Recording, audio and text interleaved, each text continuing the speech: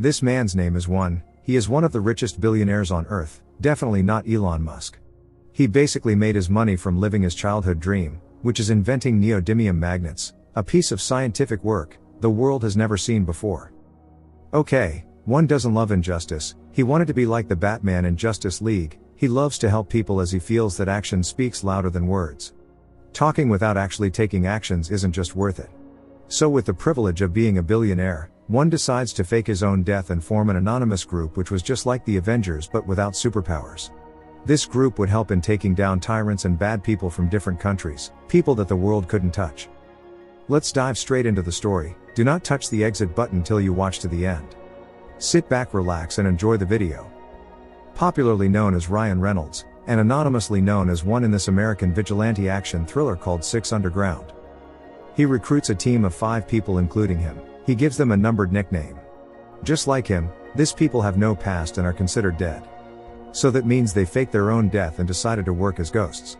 After they had gone to interrogate the lawyer of a tyrant in Florence, Italy. They are being pursued by gunmen with heavy gun power, 2 who is a spy, had being shot through a window while she was trying to escape, and 5 who is actually a doctor can be seen trying to operate on 2's gun wound, while the crew were in a hot car chase. Meanwhile, 6 is a very skillful driver. He evades the gunman, leading to a lot of car accidents.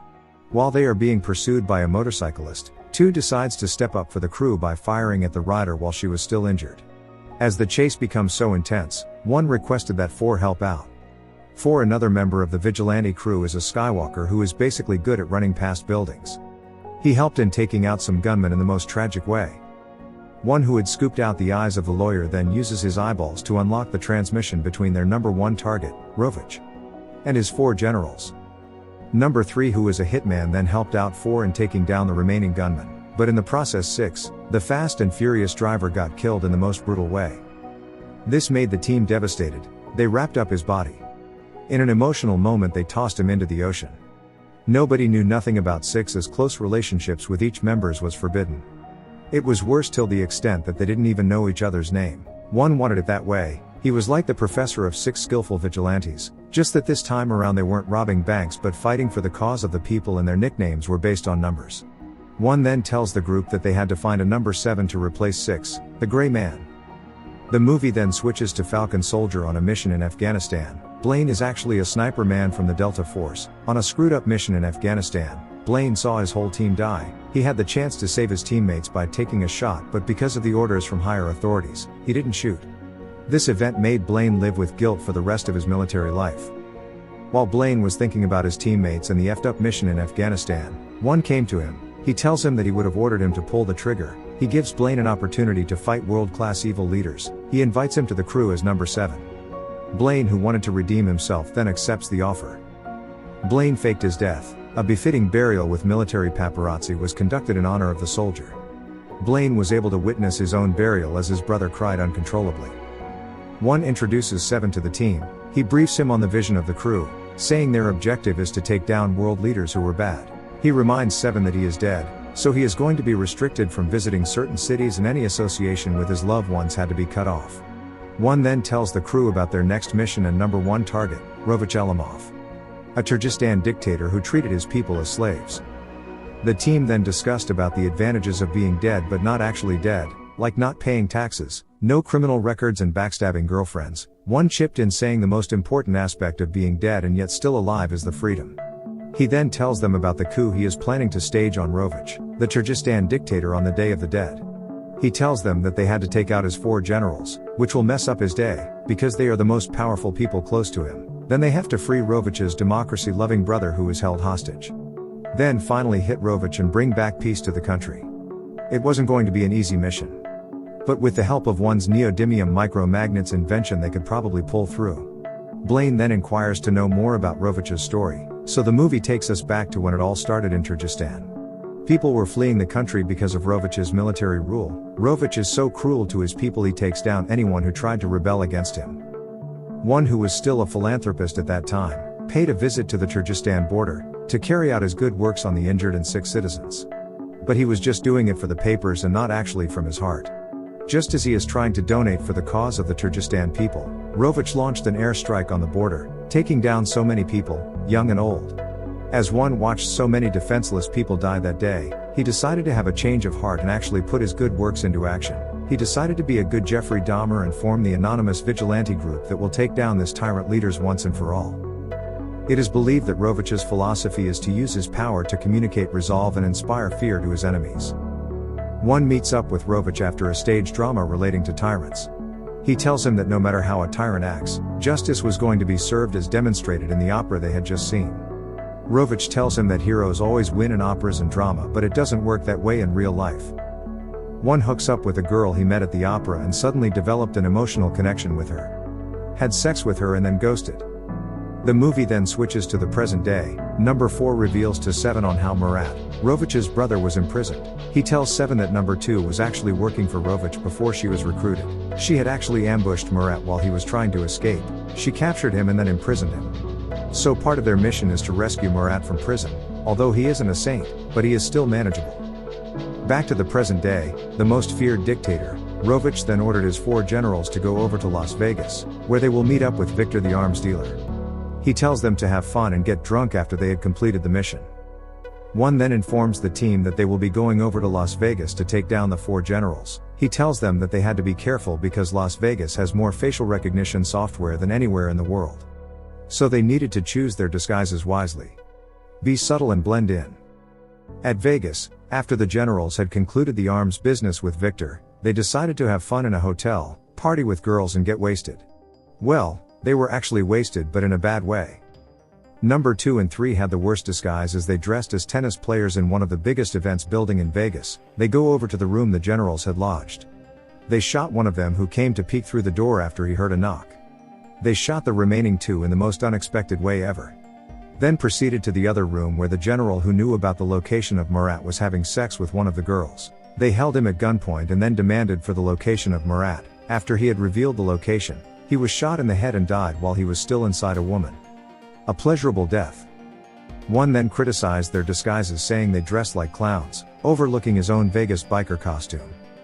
After the bloody event, 2 and 3 then stirred up an emotional connection as they had sex together. The next morning, 3 tells 2 that he had to go somewhere and needed to speak to somebody. He went over to a hospital to see his mom, who is suffering from loss of memory.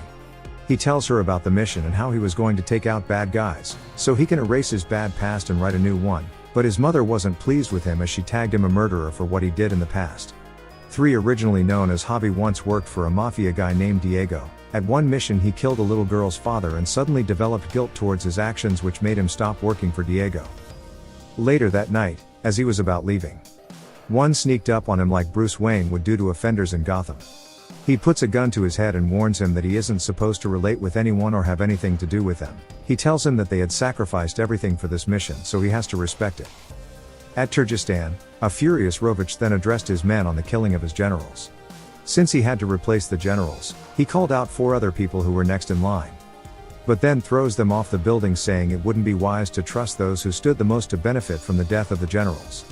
So he appointed new people as generals.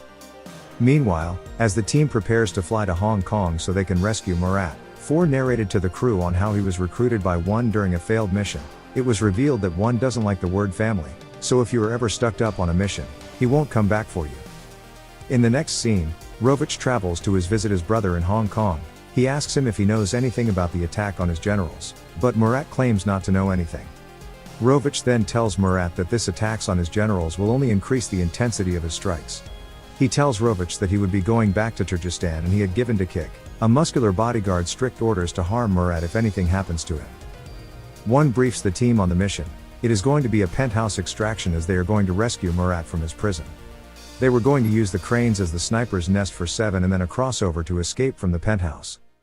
On the day of the mission, 2 and 3 arrived in a Ferrari with masks on, while 4 used a zipline to cross over to the penthouse. 7 secured his position on the crane, while 5 waits outside of the building for the getaway plan. As 2 and 3 got inside the building, they released laughing gas in the air as they took down security guards. While on the mission, 3 then began flirting with 2. It is then revealed that he had lost one of his mask seals, so the laughing gas affected him. He was almost killed by 7 for picking an enemy gun, but he was lucky that his mask is actually bulletproof. 4 takes down the men safeguarding Murat as he proceeds to rescue him. On their way out they were faced with so many men, which wasn't supposed to happen according to the plan. 7 then tells them to grab onto something. He shoots at the pool's glass as the water floods the whole building, wiping out Rovich's men. The team managed to escape using the zip line, but 4 wasn't able to make it out on time as he was faced with Tikik, Rovich's bodyguard. 1 wanted to stick with his philosophy by leaving 4 on the mission, but in an emotional scene, 7 stopped him, saying he is never going to leave his teammate behind again. He steps out of the car, positions his sniper and then shoots Tikik, hereby saving 4. The next day, after they had completed the mission, 7 got into an argument with 1. 1 tells him that the mission is more important than the man, but 7 wasn't ready to subscribe to that philosophy, so he tells the team that his name is Blaine and he doesn't leave a soldier behind. The team then tell each other their names as they bonded. As they arrived to Kyrgyzstan, 1 then hacked the state television as Rovich was getting ready to address the public, hereby giving Murat the floor to preach democracy, which inspired the people and led to a revolution. This revolt and riot then made Rovich escape to his private yacht. The team then arrived at the private yacht. They set up their positions as 2 and 3 fights off Rovich armed men. 1 activates his magnetic invention, which took out majority of the guards. The ghost team then attacked Rovich's men with the help of 1's invention. They proceeded to find Rovich, but in the process the yacht began to sink because of an explosion that occurred. 4, who was at the upper deck, had no chance of escaping because he was surrounded by Rovich's men. They had to pursue Rovich, who was trying to escape, or risk the mission by saving 4. It became a titanic situation, but 1 had a change of heart and proceeded to save 4. Rovich escaped the sinking yacht using a boat. As he transferred to an helicopter, he discovers that it was being piloted by Murat and the ghost team. Rovich begs his brother for mercy, but he tells him that it was too late as his sins had caught up with him. Rovich then asked to die with dignity, but they dropped him off in a Kyrgyzstan refugee camp, where angry citizens rushed him and then beats him to death. After the death of Rovich, Murat was made the new president. While 2 and 3 sparked a relationship, he takes 2 to go see his mother, as she embraced him tightly. 4 and 5 spent their time together climbing mountains. While 1 and 7 travels to New York City. 1 sees the woman who he had shared an emotional connection with before he started the vigilante group. He watches her from a distance as she goes over to meet her son, which could possibly be 1's son. The end. Thank you for watching till this point. You are a legend. If you love contents like this, please leave a like, subscribe and turn on the notification bell for more videos. Goodbye till we meet again.